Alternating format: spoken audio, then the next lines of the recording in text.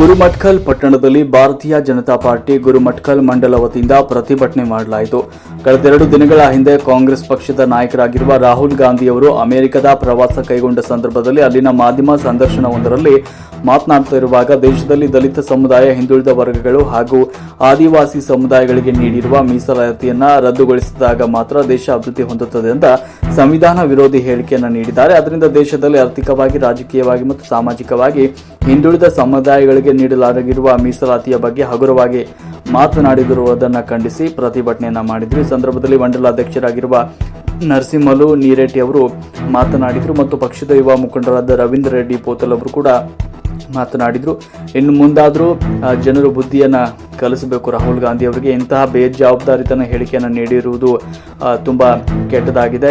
ಇದನ್ನು ಅವರು ಬಿಡಬೇಕು. ಮುಂದಿನ ದಿನಗಳಲ್ಲಿ ಬೃಹತ್ ಮಟ್ಟದ ಪ್ರತಿಭಟನೆಗಳನ್ನು ದುಪ್ಪಟ್ಟು ಮಾಡಲಾಗುವುದು ಅಂತ ಎಚ್ಚರಿಕೆ ನೀಡಿದರು. ಈ ಸಂದರ್ಭದಲ್ಲಿ ಪಕ್ಷದ ಹಿರಿಯ ಮುಖಂಡರು, ಯುವಕರು ಹಾಗೂ ವಿವಿಧ ಸಮಾಜದ ಮುಖಂಡರು ಉಪಸ್ಥಿತರಿದ್ದರು.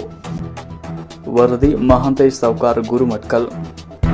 ತೆಗೆದುಕೊಂಡೋಗಿರುವುದು ಸಾಧನೆ ಅಂತ ನಾ ಈ ಸಂದರ್ಭ ಅಲ್ಲ. ಅಂಥದ್ರಲ್ಲಿ ಇಂದು ಘನವೆತ್ತ ದೇಶದ ಪ್ರಧಾನಿ ಅಂತ ನರೇಂದ್ರ ಮೋದಿಜಿ ಅವರು ಯಾವುದೇ ಒಂದು ಜಾತಿಗೆ ಅನ್ಯಾಯ ಆಗದಾರ್ದಂಗೆ, ಯಾವುದೇ ಒಂದು ಧರ್ಮಕ್ಕೆ ಅನ್ಯಾಯ ಆಗದಾರ್ದಂಗೆ ಭಾರತೀಯ ಜನತಾ ಪಾರ್ಟಿ ಅಂದರೆ ಕೇವಲ ಕೇಸರೀಕರಣ ಅಂತ ಇಡೀ ನಮ್ಮ ಎಡಪಂಥಿಯವರು ಏನು ಹೇಳ್ತಿದ್ರು ಅದನ್ನ ಸಂಪೂರ್ಣವಾಗಿ ಹೋಗಲಾಡಿಸಿದಂಥ ಒಂದು ಕೀರ್ತಿ ನರೇಂದ್ರ ಮೋದಿ ಅವರಿಗೆ ಸಲ್ತದಂತ ನಾ ಈ ಸಂದರ್ಭದಲ್ಲಿ ಹೇಳಕ್ಕೆ ಇಷ್ಟಪಡ್ತೇನೆ.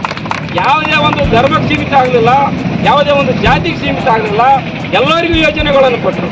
ನೀನು ರಾಹುಲ್ ಗಾಂಧಿ ನೀನು ಗಣಸಭಾಗ್ನೇ ಇದ್ದೆ ಅಂತಂದ್ರೆ ನೀನು ಮೆಜಾರಿಟಿಗೆ ಎಷ್ಟು ಬೇಕಾಗ್ಯದ ಅಷ್ಟಕ್ಕಿಂತ ಹೆಚ್ಚು ಸೀಟುಗಳನ್ನು ಗೆಲ್ಲು, ನಾವು ಬೇಡನಲ್ಲ. ಆದರೆ ದೇಶದ ಬಗ್ಗೆ ಅವಹೇಳನೆ ಮಾಡೋದಾಗಿರ್ಬೋದು, ಪರಿಶಿಷ್ಟ ಜಾತಿಯ ಬಗ್ಗೆ ಅವಹೇಳನ ಮಾಡೋದಾಗಿರ್ಬೋದು, ಸಂವಿಧಾನನೇ ನಾನು ಬದಲಾಯಿಸ್ತಿಂತ ಅಂತಕ್ಕಂಥ ಹೇಳಿಕೆ ಆಗಿರ್ಬೋದು, ಇಂಥವನ್ನ ಕೊಡ್ತಕ್ಕಂಥದ್ದು ಶೋಭೆ ಅಲ್ಲ. ಇದು ದೇಶಕ್ಕೆ ಅತ್ಯಂತ ಮಾರಕ. ಬರುವಂಥ ಪೀಳಿಗೆಗಳಿಗೆ ಒಳ್ಳೆಯ ಸಂದೇಶಗಳನ್ನು ಕೊಡೋದು, ದೇಶದ ಅಭಿವೃದ್ಧಿಯನ್ನು ನಾವು ಪ್ರಗತಿ ಪಥ ಕೊಂಡೊಯ್ತಕ್ಕಂಥ ಕೆಲಸ ಆಗಬೇಕೇ ವಿನಃ ಯಾವುದೋ ಒಂದು ರಾಜಕೀಯ ಚಟ ತೀರಿಸಿಕೊಳ್ಳೋಕ್ಕೋಸ್ಕರ, ಯಾವುದೋ ಒಂದು ಸಮಾಜನ ಓಲೈಕೆ ಮಾಡಿಕೊಳ್ಳೋಕ್ಕೋಸ್ಕರ, ಯಾವುದೋ ಒಂದು ಧರ್ಮಕ್ಕೆ ಅಂಟಿಕೊಳ್ಳೋಕ್ಕೋಸ್ಕರ ಈ ಥರ ಹೇಳಿಕೆಗಳನ್ನು ಏನು ಇವತ್ತ ಭಾರತ ದೇಶ ಇಡೀ ಪ್ರಪಂಚವನ್ನೇ ಹಿಂದಕ್ಕಿ ಅಭಿವೃದ್ಧಿ ಪಥದಲ್ಲಿ ಮುಂದೆ ಸಾಗುವಂತಹ ಒಂದು ಸಂದರ್ಭದಲ್ಲಿ ಅವಿವೇಕಿ ಭಾವ ಆಗಿರ್ತಕ್ಕಂಥ ರಾಹುಲ್ ಗಾಂಧಿ ಅವರು, ಕಾಂಗ್ರೆಸ್ ಪಕ್ಷದ ನಾಯಕ ಅನ್ನುವಂಥ ಗುರುತಿಸಿಕೊಂಡಿರ್ತಕ್ಕಂಥ ಅವಿವೇಕಿ ನಾಯಕ ರಾಹುಲ್ ಗಾಂಧಿ ಅವರು ಇಂದು ದೇಶಕ್ಕೆ ಸಂಬಂಧಪಟ್ಟಂತಹ ಒಂದು ಅಭಿವೃದ್ಧಿಯನ್ನು ಹೀಯಾಳಿಸಿ ದೇಶಕ್ಕೆ ಅಗೌರವವನ್ನು ತೋರುವಂತಹ ಒಂದು ನಿಟ್ಟಿನಲ್ಲಿ ದೇಶದ ಯಾವುದೇ ಒಂದು ಈಗ ಪ್ರಸ್ತುತ ಕಳೆದ 10-11 ವರ್ಷಗಳಿಂದ ಭಾರತೀಯ ಜನತಾ ಪಾರ್ಟಿ ಸರ್ಕಾರ ಏನು ಆಡಳಿತವನ್ನು ಮಾಡ್ತಾ ಬಂದಿದೆ, ಅದರ ಒಂದು ಅಧಿಕಾರದ ಅವರ ರಾಹುಲ್ ಗಾಂಧಿ ಅವರ ಒಂದು ಅಧಿಕಾರದ ಅಹಂಕಾರಕ್ಕಾಗಿ, ಅಧಿಕಾರದ ಆಶೆಗಾಗಿ ಇಲ್ಲ ಸಲ್ಲದ ಆರೋಪಗಳನ್ನು ದೇಶದ ಗೌರವಕ್ಕೆ ಅಗೌರವವನ್ನು ತರುವಂತಹ ಕಾರ್ಯಗಳಲ್ಲಿ ಕೈ ಜೋಡಿಸಿಕೊಂಡು ಅಂತಾರಾಷ್ಟ್ರೀಯ ಮಟ್ಟದಲ್ಲಿ ನಮ್ಮ ದೇಶದ ಒಂದು ಅಗೌರವವನ್ನು ತರುವಂತಹ ಒಂದು ಪ್ರಯತ್ನವನ್ನ ಮಾಡುತ್ತಿದ್ದಾರೆ. ಈ ಒಂದು ಕುತಂತ್ರಿಯನ್ನು ನಾವು, ಈ ಒಂದು ಕುತಂತ್ರಿ ಬುದ್ಧಿಯನ್ನು ನಾವು ತೀವ್ರವಾಗಿ ಖಂಡಿಸ್ತೇವೆ ಅಂತ ಹೇಳಿ ಸಂದರ್ಭದಲ್ಲಿ ಬಯಸ್ತೇವೆ. ಮಿಸ್ಟರ್ ರಾಹುಲ್ ಗಾಂಧಿ, ನಾವು ಈ ಸಂದರ್ಭದಲ್ಲಿ ಹೇಳಲಿಕ್ಕೆ ಬಯಸ್ತೇವೆ, ಇಂತಹ ಒಂದು ನೀವು ಇಲ್ಲ ಸಲ್ಲದ ಆರೋಪಗಳನ್ನು ಮಾಡಿದೆ ನಮ್ಮ ಭಾರತೀಯ ಜನರು, ನಮ್ಮ ಅತ್ಯಂತ ಪ್ರಬುದ್ಧವಾಗಿರ್ತಕ್ಕಂಥ ಜನರು ನಿಮ್ಮ ಒಂದು ಸುಳ್ಳು ಆರೋಪಗಳನ್ನು ನಂಬಲ್ಲ ಅನ್ನುವಂತಹ ಒಂದು ವಿಶ್ವಾಸವನ್ನು ನಾನು ಈ ಸಂದರ್ಭದಲ್ಲಿ ವ್ಯಕ್ತಪಡಿಸಲಿಕ್ಕೆ ಬಯಸ್ತೇನೆ ಬಂಧುಗಳೇ.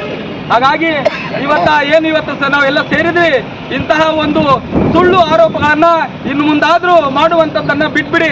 ಇಲ್ಲ ಅಂತಂದ್ರೆ ಬರುವಂತ ಸಂದರ್ಭದಲ್ಲಿ ನಿಮ್ಮ ಮನೆಯನ್ನ ಮುತ್ತಿಗೆ ಮಾಡುವಂತಹ ಒಂದು ಕೆಲಸವನ್ನು ನಮ್ಮ ಭಾರತೀಯ ಜನತಾ ಪಕ್ಷ ಮಾಡುತ್ತದೆ ಅನ್ನುವಂಥ ಎಚ್ಚರಿಕೆಯನ್ನು ನೀಡುತ್ತೇವೆ. ಹಾಗಾಗಿ ಈ ಸಂದರ್ಭದಲ್ಲಿ ನನಗೆ ಅವಕಾಶ ಮಾಡಿಕೊಟ್ಟಿರ್ತಕ್ಕಂಥ ನಿಮ್ಮೆಲ್ಲರಿಗೂ ಕೂಡ ಚಿರಋಣಿ ಅಂತ ಭಾವಿಸ್ತಾ ಜೈ ಹಿಂದ್ ಜೈ ಭಾರತ್. ಯುವ ಮುಖಂಡರಾದ ರವೀಂದ್ರ ರೆಡ್ಡಿ ಪೋತಲ್ ಅವರಿಗೆ ಧನ್ಯವಾದಗಳು. ಅದೇ ರೀತಿ ನಮ್ಮ ಮಂಡಲದ ಮಾಜಿ ಅಧ್ಯಕ್ಷರಾದ ಮಲ್ಲಿಕಾರ್ಜುನ್ ವನೇಜರ್ ಅವರು ತಮ್ಮ 2 ವಿಚಾರವನ್ನು ವ್ಯಕ್ತಪಡಿಸಿದ್ದಾರೆ. ಅವರು ಮುಖಾಂತರ ವಿಷಯ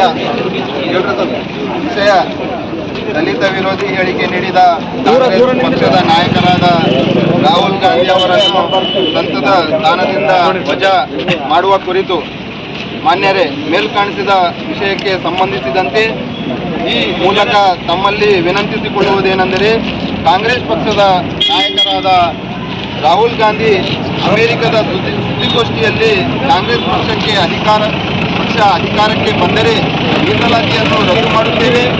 ಮೀಸಲಾತಿಯನ್ನು ತೆಗೆದು ಹಾಕಿದಾಗ ಮಾತ್ರ ದೇಶ ಪ್ರಗತಿ ಹೊಂದಲು ಸಾಧ್ಯ ಎಂದು ಹೇಳಿದ್ದಾರೆ.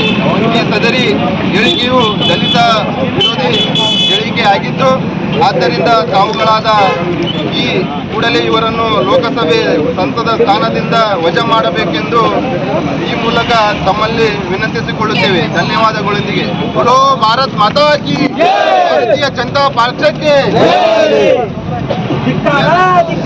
ಕಾಂಗ್ರೆಸ್ ಸರ್ಕಾರ ಧಿಕ್ಕಾರ. ದಯವಿಟ್ಟು ವೈಡ್ ಆಗ್ರಿ, ಎಲ್ಲರೂ ವೈಡ್ ಆಗ್ರಿ.